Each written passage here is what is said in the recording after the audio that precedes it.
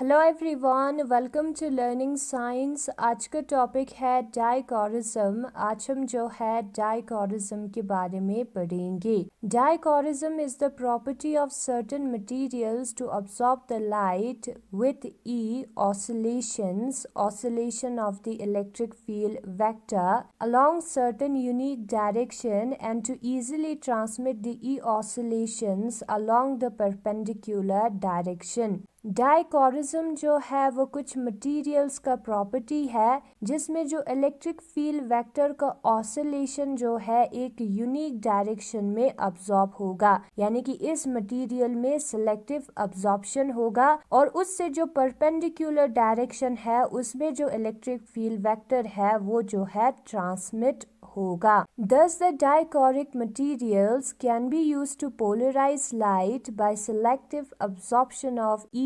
oscillations along the characteristic direction and transmitting the E oscillations along the transverse direction। तो जो dichoric materials है वो हम use करते हैं लाइट को पोलराइज करने के लिए, जिसमें सिलेक्टिव अब्सॉर्प्शन होता है E ऑसिलेशन का एक पर्टिकुलर डायरेक्शन में और ट्रांसवर्स डायरेक्शन में जो ई ऑसिलेशन है वो ट्रांसमिट होता है। जो ई ऑसिलेशन है वो एक पर्टिकुलर डायरेक्शन में अब्सॉर्ब होगा और दूसरे डायरेक्शन में ट्रांसमिट होगा, परपेंडिकुलर वाले डायरेक्शन में। The direction along which the E oscillations are easily transmitted by the dichroic material is called transmission axis TA of the polarizer and that the E oscillations along which are completely absorbed are called absorption axis AA। तो वो direction जिसमें जो E oscillation है वो easily transmit होता है डाइकोरिक material से, उसको हम ट्रांसमिशन एक्सिस कहते हैं पोलराइजर का। और वो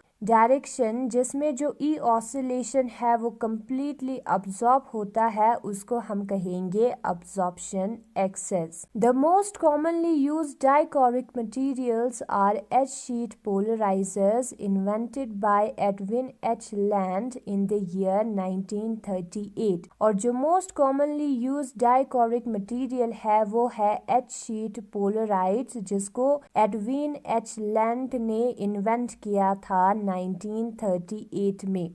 Some naturally occurring materials like tourmaline are also found to be dichoric और जो tourmaline crystal है वो भी dichoric होता है। However, the tourmaline crystal are somewhat colored, so their use is not preferred in the optical instruments। लेकिन ये जो टूर्मलिन क्रिस्टल है वो कलर्ड होता है, उस पे कलर होता है, इसलिए उसको हम ऑप्टिकल इंस्ट्रूमेंट में यूज नहीं करते, यूज करना पसंद नहीं करते। In fact, the term dichoric originating from the properties of tourmaline crystal और ये जो टर्म dichoric है वो टूर्मलिन क्रिस्टल के प्रॉपर्टी में से आया है। The light transmitted through the tourmaline crystal is green. जो लाइट ट्रांसमिट करता है टूर्मलिन क्रिस्टल वो ग्रीन होता है। However in the polarized light the tourmaline crystal में अपीयर ब्लैक। लेकिन पोलराइज्ड लाइट में जो टूर्मलिन क्रिस्टल है वो ब्लैक हमें नजर आ सकता है।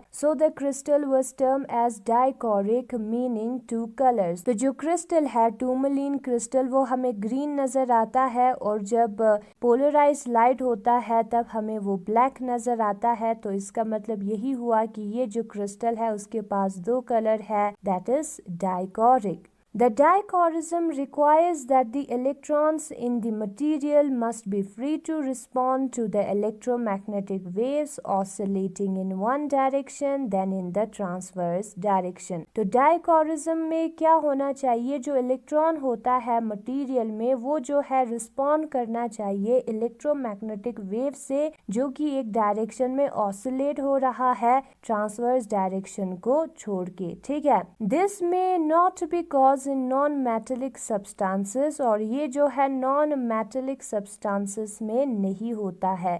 Therefore, the absorption take place according to the following relation। तो जो absorption है वो इस relation के मुताबिक होगा, I is equal to I naught e raised to power minus alpha x, where I naught is the intensity of incident light on the material and I is the intensity of light after it has penetrated through a distance x। यहाँ पर I naught जो है वो intensity है incident light का, I जो है वो मटीरियल से पेनिट्रेट होने के बाद वाला इंटेंसिटी है, जिसमें जो डिस्टेंस जो कि उसने पेनिट्रेट किया है वो x है। Here alpha is called coefficient of absorption और अल्फा को हम कोफिशिएंट ऑफ अब्जॉर्प्शन कहते हैं। For good dichroic material alpha should be independent of wavelength, और एक अच्छे डाइकोरिक मटेरियल के लिए ये जो अल्फा है वो वेवलेंथ पे डिपेंड नहीं होना चाहिए। However this is not true in general, लेकिन जनरल में ये ट्रू नहीं है, वेवलेंथ पे डिपेंड होता है alpha. For example H sheet polaroids are less effective in blue end of the visible spectrum, जैसे कि जो एच शीट पोलराइड है वो blue end of the visible spectrum में लेस इफेक्टिव होता है, और जो ब्लू एंड है वो वेवलेंथ पे डिपेंड होगा, जिसका वेवलेंथ सबसे कम होता है उस केस में ये जो पोलराइड है वो कम इफेक्टिव होता है। When two dichoric materials are used as polarizer and analyzer, the intensity I of the light transmitted through them is given by Malus law। और जब हम दो dichoric material को यूज करते हैं, एक को एज अ पोलराइजर और दूसरे को एज एनालाइजर, तो जो इंटेंसिटी ऑफ लाइट होता है उनसे ट्रांसमिट होने के बाद वो जो है मैलस लॉ को फॉलो करता है। दैट इज आई थीटा जो है वो बराबर होता है आई नॉट कोस स्क्वायर थीटा के, where theta is the angle between transmission axis of the polarizer and analyzer। और जो थीटा है वो एंगल है ट्रांसमिशन एक्सिस के बीच में पोलराइजर और एनालाइजर के। और यही है आज का टॉपिक, और अगर आपको ये वीडियो पसंद आया तो इस वीडियो को लाइक करें, लर्निंग साइंस को सब्सक्राइब करें। Thank you so much for watching.